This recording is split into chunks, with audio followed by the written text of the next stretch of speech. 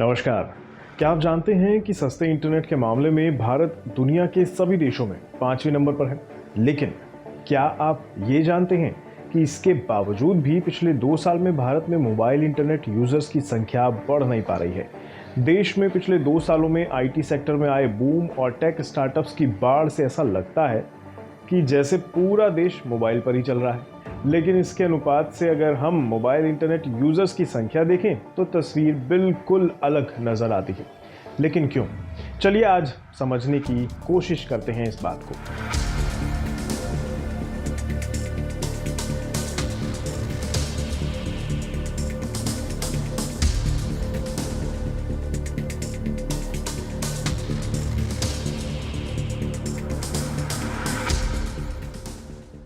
Try, ये नाम तो आपने ज़रूर सुना होगा। हर महीने ट्राई देश में इंटरनेट यूजर्स का डेटा जारी करता है। इसके मुताबिक अक्टूबर 2021 में देश में कुल 77.30 करोड़ लोग मोबाइल इंटरनेट यूज़ कर रहे थे। अक्टूबर 2022 में ये संख्या बढ़कर 78 यानी 78 करोड़ तक पहुंच गई, यानी सिर्फ 2% ही बढ़ोतरी देखने को मिली।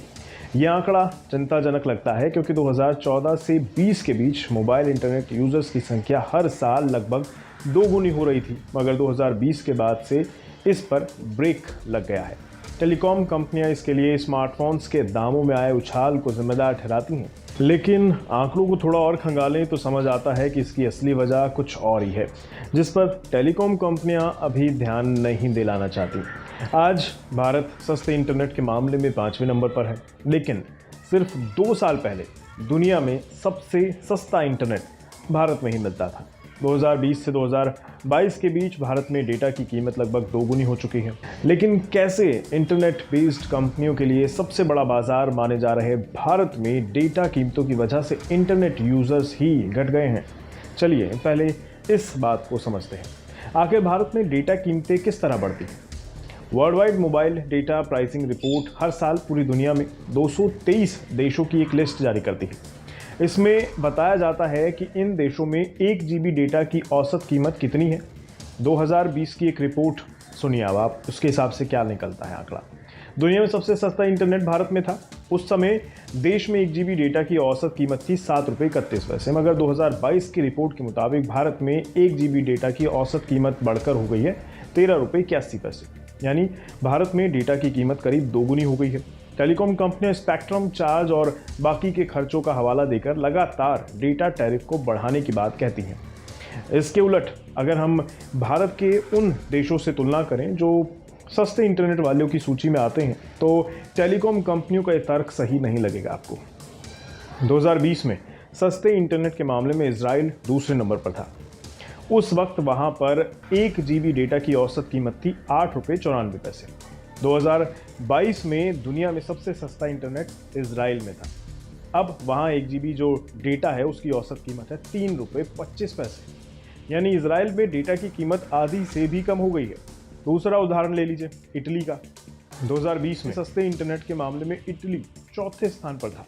वहाँ 1 GB डेटा की औसत कीमत थी ₹34.93। 2022 में इटली सस्ते इंटरनेट में दूसरे स्थान पर आ गया। अब वहाँ 1 GB डेटा की औसत कीमत हो गई है ₹9.75, यानी कीमत 72% तक घट गई। चलिए अब समझने की कोशिश करते हैं कि क्यों भारत में नहीं बढ़ पा रहे हैं इंटरनेट यूजर्स। 2022 से पहले देखें तो हर साल 2 गुने हो रहे थे मोबाइल इंटरनेट यूजर्स, लेकिन अक्टूबर 2022 में देश में 78 करोड़ लोग मोबाइल इंटरनेट इस्तेमाल कर रहे थे।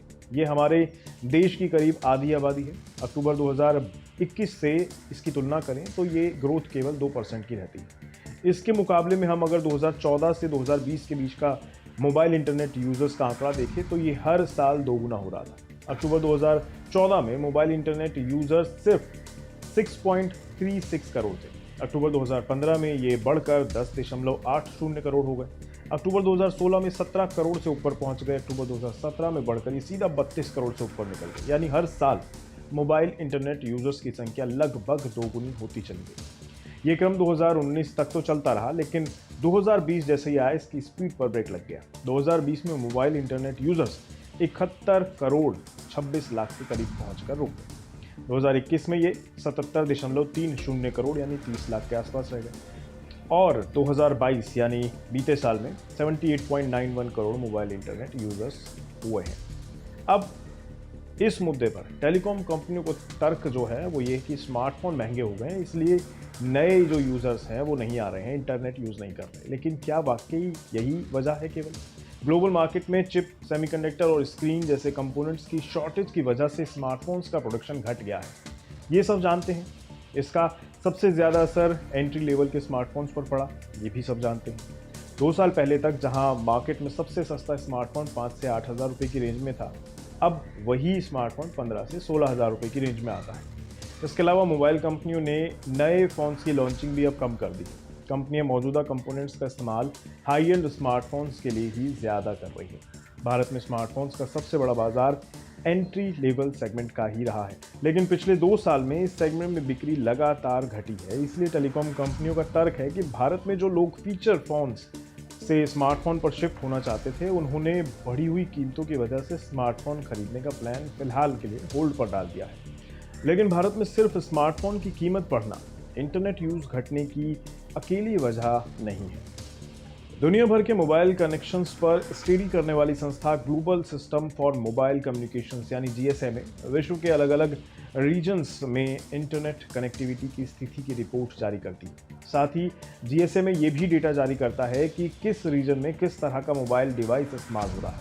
हालांकि GSMA हर देश का अलग डेटा नहीं जारी करता, मगर दक्षिण एशियाई रीजन का आंकड़ा ज़रूर अलग से जारी करता है। दक्षिण एशिया में मोबाइल उपभोक्ताओं के लिहाज से भारत ही सबसे बड़ा बाजार है। GSMA के आंकड़ों को अगर देखें तो उससे पता चलता है कि दक्षिण एशिया में 2021 में कुल मोबाइल यूजर्स में से 59% से ज़्यादा के पास 4G या फिर 5G इनेबल्ड स्मार्टफोन थे, जबकि 8% यूजर्स के पास 3G इनेबल्ड स्मार्टफोन थे। यानी दक्षिण एशिया के कुल मोबाइल यूजर्स में से करीब 70% लोगों के पास स्मार्टफोन मौजूद हैं।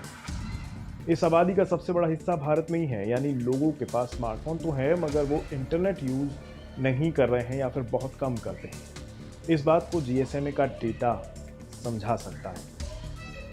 GSMA के मुताबिक दक्षिण एशिया में करीब 102 करोड़ लोग ऐसे हैं जिनके पास मोबाइल है मगर वो इंटरनेट का इस्तेमाल नहीं करते। कुल मिलाकर यूजर्स का ये 54% बैठता है। चूँकि दक्षिण एशिया में मोबाइल उपभोक्ता सबसे ज़्यादा भारत में ही हैं, इसलिए ये अनुमान लगाया जाता है कि इंटरनेट ना यूज़ करने वाले इन 102 करोड़ लोगों में से भी ज़्यादातर लोग भारत के हैं। इस आधार पर कहा जा सकता है कि भारत के 45% लोग स्मार्टफोन होते हुए भी इंटरनेट का इस्तेमाल नहीं कर रहे हैं। अब एक बार डेटा की कीमतों को दुनिया के लिहाज से भी समझ लेते हैं। दुनिया के जिन देशों में इंटरनेट महंगा है वो भी लगातार इसकी कीमत घटा रहे हैं। अमेरिका, ब्रिटेन, नॉर्वे, फिनलैंड समेत कई देश ऐसे हैं जहां इंटरनेट भारत की तुलना में बहुत महंगा है, लेकिन फिर भी 2020 की तुलना में कीमतें घटी हैं, बढ़ी नहीं हैं। जैसे अमेरिका में 2021 में 1 GB डेटा की कीमत थी 649 रुपये, 2022 में घटकर हो गई 556 रुपये। 2020 में ब्रिटेन में 1 GB डेटा की औसत कीमत थी 112 रुपये, जो अब है 64 रुपये। महंगे इंटरनेट वाले देशों में साउथ कोरिया और यमन जैसे देश हैं जहां इंटरनेट पहले की तुलना में महंगा हो गया है। साउथ कोरिया में 2020 में 1 GB डेटा की औसत कीमत 888 रुपये थी, जो अब 1018 रुपये हो गई है। लेकिन क्या भारत को इन देशों के साथ कंपेयर किया जा सकता है? बिल्कुल नहीं। आज के इस वीडियो में इतना ही रखते हैं। अगर आपको इस वीडियो में कुछ नया जानने को मिला हो, कुछ नया समझने को मिला हो, तो इसे अपनों के साथ शेयर ज़रूर करें और वीडियो को लाइक करें और चैनल को सब्सक्राइब करना बिल्कुल भी ना भूलें। धन्यवाद।